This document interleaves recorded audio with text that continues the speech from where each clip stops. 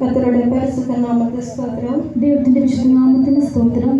தாயின் கருவிலே முன்குறித்ததான தேவன் உங்கள் மத்தியில் ஒரு சாட்சியாக நிறுத்தினபடியால் என் தேவனை நன்றியோடு துதிக்கிறேன், ஸ்தோத்திரிக்கிறேன். ഞാൻ അമ്മയുടെ ഗർഭത്തിൽ ഇടവാകുന്നതിന് മുമ്പേ എന്നെ കണ്ടവനായ ദൈവത്തെ സാക്ഷീകരിക്കുവാൻ അവസരം തന്നതിനാൽ ഞാൻ ദൈവത്തെ സ്തുതിക്കുന്നു. என்னுடைய தகப்பனார் ஒரு ரோமன் கேத்தலிக்காகவும் என்னுடைய தாயார் ஒரு இந்து குடும்பத்தை சார்ந்தவர்களாகவும் இருந்தார்கள். എൻ്റെ പിതാവ് ഒരു റോമൻ കത്തോലിക്ക കുടുംബത്തിലും എൻ്റെ മാതാവ് ഒരു ഹിന്ദു കുടുംബത്തിലും പിറക്കപ്പെട്ടവരായിരുന്നു. என்னுடைய தாய் தகப்பனாருக்கு நாங்கள் 4 பிள்ளைகள் ഉണ്ടായിരുന്നു. ഞങ്ങളുടെ അമ്മയപ്പനെ ഞങ്ങൾ 4 മക്കളായിരുന്നു.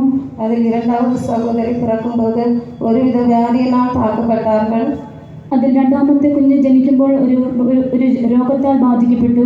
என்னுடைய தாயார் பல மருத்துவமனைக்கு கொண்டு சென்று எல்லா மருத்துவர்களும் கைவிடப்பட்ட நிலவரத்திற்குள்ளானவர்கள். എൻ്റെ മാതാവ് പല ആശുപത്രിയിൽ കൊണ്ടുപോയെങ്കിലും അവരെല്ലാം കൈവിട്ട അവസ്ഥയിലായിരുന്നു. எல்லாரும் சொன்னார்கள், இந்த பிள்ளை பிழைக்காது, இவள் மரித்து விடுவாள், நீங்கள் வீட்டிற்கு கொண்டு போங்கள் என்று சொன்னார்கள். എല്ലാവരും പറഞ്ഞു ഇവൾ ജീവിക്കുകയില്ല, മരിച്ചു പോകും, അതുകൊണ്ട് നിങ്ങൾ വീട്ടിലേക്ക് കൊണ്ടുപോകാൻ പറഞ്ഞു. அப்படியாக இருக்கும்போது எங்களுடைய தாயார் என்னுடைய சகோதரியை கூட்டிக் கொண்டு வீட்டிற்கு வந்தார்கள். അങ്ങനെ ഇരിക്കുമ്പോൾ എൻ്റെ മാതാവ് എൻ്റെ സഹോദരിയെ കൂട്ടി വീട്ടിലേക്ക് വന്നു. எங்கள் வீட்டின் அருகாமல் இதேபோல் டிபிஎன் சர்ச் ഉണ്ടായിരുന്നു. ഞങ്ങളുടെ വീട്ടിനടുത്ത് ഒരു ടിപിഎം പെയ്ത്തം ഉണ്ടായിരുന്നു. என்னுடைய தாயார் என்னுடைய சகோதரியும் கொண்டு அந்த பெய்த்தமுக்கு கொண்டு போனார்கள். എൻ്റെ അമ്മ എൻ്റെ സഹോദരിയും കൊണ്ട് ആ ടിപിഎം പെയ്ത്തമിലേക്ക് കൊണ്ടുപോയി. அந்த பெய்த்தமில் 3 நாள் என்னுடைய சகோதரி வைத்து எங்கள் தாயார் தங்கி இருந்தார்கள். എൻ്റെ സഹോദരിയെ 3 ദിവസം ആ പെയ്ത്തമിൽ വെച്ച് അവിടെ താമസിച്ചു. என்னுடைய சகோதரிக்காக அங்கிருந்த ஊழியர்கள் மிகவும் கடினமாக பிரார்த்திக்கிறவர்களாக இருந்தார்கள். എൻ്റെ സഹോദരിക്ക് വേണ്ടി അവിടെ ഉണ്ടായിരുന്ന ശുശ്രൂഷകർ വളരെയധികമായി പ്രാർത്ഥിച്ചിരുന്നു. 3வது நாளாகும்போது என்னுடைய சகோதரிக்கு கர்த்தர் பூர்ணமான சுகத்தை கொடுத்தார். 3ാം ദിവസമായപ്പോൾ എൻ്റെ സഹോദരിക്ക് കർത്താവ് പൂർണ്ണമായ ഒരു വിടുതൽ കൊടുത്തു. அதன் பிற்பாடு எங்களுடைய தாயார் அதை ஐக்கியத்தில் ஒரு சமாதானமாக சந்தோஷமாக காணப்பட்டார்கள். അതിനുശേഷമായി എൻ്റെ മാതാവ് ആ കൂട്ടായ്മയിൽ ഒരു സമാധാന സന്തോഷമായി കാണപ്പെട്ടു. அப்படியாக இருக்கும்போது 2 வருடம் கழித்து நானும் பிறந்தேன். അങ്ങനെ ഇരിക്കുമ്പോൾ 2 വർഷം കഴിഞ്ഞ് ഞാൻ ജനിച്ചു. நான் பிறக்கும்போது அநேக மரணத்துக்கு ஏதுவான ரோகத்தினால் தாக்கப்பட்டேன்.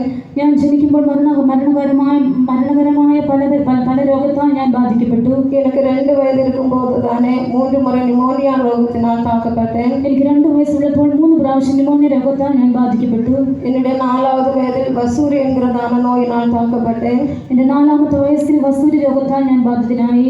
ആ நோயினால் எல்லாரும் சொன்னார்கள், இந்த பிள்ளை மரித்துவிடும், இந்த பிள்ளை பிழைக்கத்தில் என்று சொன்னார்கள். ആ രോഗത്താൽ എല്ലാവരും പറഞ്ഞു ഈ കുഞ്ഞ് മരിച്ചു പോകും, ഇനി ജീവിക്കുകയില്ല. அந்த அளவுக்கு மரணத்துக்கு ஏதுவான தகவல் நான் காணப்பட்டேன். അത്രത്തോളം മരണകരമായ അവസ്ഥയിൽ ഞാൻ കാണപ്പെട്ടു. அப்பொழுது என்னுடைய தாயார் ஜெபித்தார்களாம், கர்த்தாவே இந்த பிள்ளை படுகிற கஷ்டத்தை என்னால் காண முடியல, இவளோட உயிரை எடுத்துவிடும் என்று ஜெபித்தார்கள். ഈ കുഞ്ഞ് പെടുന്ന കഷ്ടം എനിക്ക് കാണുവാൻ കഴിയുകയില്ല, അതുകൊണ്ട് കർത്താവേ ഈ കുഞ്ഞിനെ എടുത്തുകൊള്ളണമേ എന്ന് എൻ്റെ മാതാവ് പ്രാർത്ഥിക്കുവാനിടയായി. அப்பொழுது என்னுடைய தாயார் ஒரு சத்தம் கேட்டார்கள். അപ്പോൾ എൻ്റെ മാതാവ് ഇങ്ങനെ ഒരു ശബ്ദം കേട്ടു, இந்த பிள்ளை மரிப்பதில்லை, இது எனக்குரியவள் என்று. ഈ കുഞ്ഞ് മരിക്കുകയില്ല, ഇത് എൻ്റേതെന്ന്. அப்பொழுது என்னுடைய தாயாருக்கு சமாதானமும் சந்தோஷமும் உண்டாയി. അപ്പോൾ എൻ്റെ അമ്മയ്ക്ക് സമാധാനവും സന്തോഷവും ഉണ്ടായി. என்னுடைய சிறு பருவத்திலிருந்து 8ാം ക്ലാസ് പഠിക്കും വരേക്കും ആസ്തമാ രോഗത്തിനാൽ താക്കപ്പെട്ടேன். എൻ്റെ ചെറുപ്രായം മുതൽ ഞാൻ 8ാം ക്ലാസ് പഠിക്കുന്നതുവരെ ആസ്മ രോഗത്താൽ ഞാൻ വളരെയധികം കഷ്ടപ്പെട്ടു. இந்த வியாதிகள் எல்லாம் என்னுடைய தாயார் இது ஐக்கியத்தில் காணப்பட்டதினால் இதே விசுவாசத்தில் மருந்தெடுக்காமல் காணப்பட்டார்கள். എൻ്റെ മാതാവ് ഈ കൂട്ടായ്മയിൽ തന്നെ ആയിരുന്നത് കൊണ്ട് വിശ്വാസത്താൽ മരുന്നൊന്നും കഴിക്കാതെ കാണപ്പെട്ടു.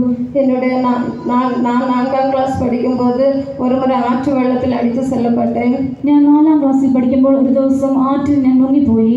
அந்த வருடம் எனக்கு நியூயோர்க்கு கிடைத்ததான வாக்குத்தத்தம், நீ தண்ணீர்களை கடக்கும்போது நான் உன்னோடு கூட இருப்பேன் என்பதாக இருந்தது. ആ വർഷം എനിക്ക് ലഭിച്ച വാഗ്ദത്തം, നീ വെള്ളത്തിൽ കൂടി കടക്കുമ്പോൾ ഞാൻ നിന്നോട് കൂടി ഇരിക്കും എന്നതായിരുന്നു. வாக்குத்தத்தத்தில் உண்மையுள்ளதான தேவன் வாக்கு மாறாதவராய் அந்த இடத்தில் என்னை பாதுகாத்தார். വാഗ്ദത്തത്തിൽ വിശ്വസ്തനായ ദൈവം വാക്ക് മാറാത്തവനായ ആ സ്ഥലത്ത് എന്നെ സൂക്ഷിച്ചു. என்னுடைய கல்லூரி 1ാം ആണ്ടിൽ തന്നെ എൻ്റെ കോളേജിൽ 1ാം വർഷം തന്നെ ഒരു ബസ് ആക്സിഡന്റുകളായിക്കോട്ടെ, ഞാനൊരു ബസ് അപകടത്തിൽ പെട്ടു. ബസ്സിന്റെ ബാക്ക് ടയറിന്റെ അടിയിലായി. ബസ്സിന്റെ പിന്നിലെ ചക്രത്തിന് പിന്നിൽ ഞാനായിത്തീർന്നു. എല്ലാവരും ഞാൻ മരിച്ചു വിട്ടേൻ എന്ന് ചൊല്ലി அந்த இடத்தில் கூடினார்கள்.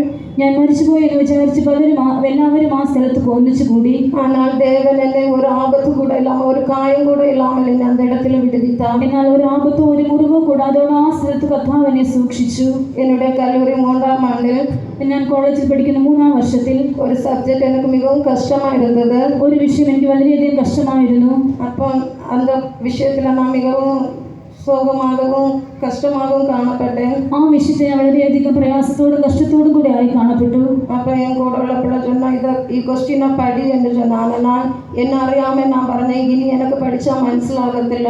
நான் என் தெய்வத்தோடு கேட்டிருக்கேன், ആ ക്വസ്റ്റ്യൻ എനിക്ക് വന്നാൽ ഞാൻ അറ്റൻഡ് பண்ணேன், ഫെയിൽ ஆனால் എനിക്ക് പ്രശ്നമില്ല എന്ന് പറഞ്ഞു. അപ്പോൾ എൻ്റെ കൂടെയുള്ള ഒരു കൂട്ടുകാരി എന്നോട് പറഞ്ഞു, നീ അത് പഠിക്കണമെന്ന്.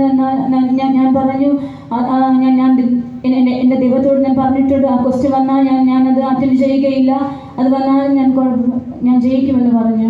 ஆனால் அந்த இடத்துல ஸ்கூல் ஃபர்ஸ்ட் எடுக்க தேவன் எனக்கு உதவி செய்தான். എന്നാൽ ആ സ്ഥലത്ത് സ്കൂളിൽ ഫസ്റ്റ് വാങ്ങാൻ ദൈവം എന്നെ സഹായിച്ചു. അതിന് പിற்பாடு நான் தெய்வத்தோடு அதிகம் அன்பாகவும் தேவன் அதிகமாக நேசிக்கிறவளாக காணப்பட்டேன். അതിനുശേഷമാണ് ഞാൻ ദൈവത്തെ അധികമായി സ്നേഹിക്കുന്നവളായി കാണപ്പെട്ടു. இப்படியாக இருக்கும்போது என்னுடைய இரண்டாவது சகோதரி இந்த கனமான ஊழியத்திற்காக கடந்து போனார்கள். അങ്ങനെ ഇരിക്കുമ്പോൾ എൻ്റെ രണ്ടാമത്തെ സഹോദരി ഈ സമയം ഈ മഹത്വമേറിയ ശുശ്രൂഷയ്ക്കായി കടന്നുപോയി. அப்பொழுது அதன் பிற்பாடு என்னுடைய ஜீவிதத்தில் ஒரு பயம் உண்டாയി. അതിനുശേഷമാണ് എൻ്റെ ജീവിതത്തിൽ വളരെയധികം ഒരു ഭയമുണ്ടായി. ദൈവം എന്നെ இந்த கனமான ஊழியத்திற்கு அழைத்துவிடார் என்ற பயத்தினால ഞാൻ കാണപ്പെട്ടேன். കർത്താവ് എന്നെ ഈ ശുശ്രൂഷയ്ക്ക് മഹത്വമേറിയ ശുശ്രൂഷയ്ക്കായി വിളിക്കുമെന്ന ഭയത്തോട് ഞാൻ കാണപ്പെട്ടു. ഞാൻ ദൈവത്തെ വിട്ട് അധികം ദൂരമാகவும் ആവിക്കുரிய ജീവിതത്തിൽ പിൻവാങ്ങുന്നവர்களாக കാണപ്പെട്ടேன். ഞാൻ കർത്താവിനെ വിട്ട് അധികമായി ദൂരത്തായിരിക്കുകയും ആത്മീകമായ പിന്നോക്ക അവസ്ഥയിൽ ഞാൻ കാണപ്പെട്ടു. இப்படியாக இருக்கும்போது தேவன் என்னோட அநேக பாட்டுகள் சொப்பனங்கள் தரிசனம் மூலமாக இடைபெற ஆரம்பித்தார். ഇങ്ങനെ ഇരിക്കുമ്പോൾ അനേകം പാട്ടുകൾ കൂടിയും ദർശനങ്ങൾ കൂടിയും സ്വപ്നങ്ങൾ മുഖാന്തരവും കർത്താവിനോട് ഇടപെട്ടു. ஆனாலும் நான் இது சத்தத்துக்கு ஒன்றும் செவி சாய்க்காமல் உலக அன்பிற்காக கடந்து போனேன். എന്നാൽ ഞാൻ ഈ ശബ്ദത്തിന് ചെവി കൊടുക്കാതെ ലോകസ്നേഹത്തിൽ പിന്നാലെ പോയി.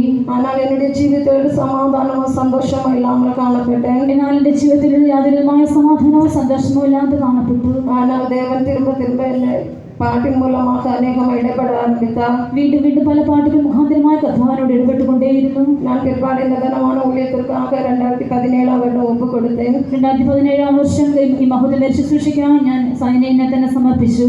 தேவன் தாமே என்னை ரட்சித்தார், அபிஷேகித்தார், ஞானஸ்நானத்துக்கு கீழ்ப்படிய உதவி செய்தார். കർത്താവ് എന്നെ രക്ഷിച്ചു.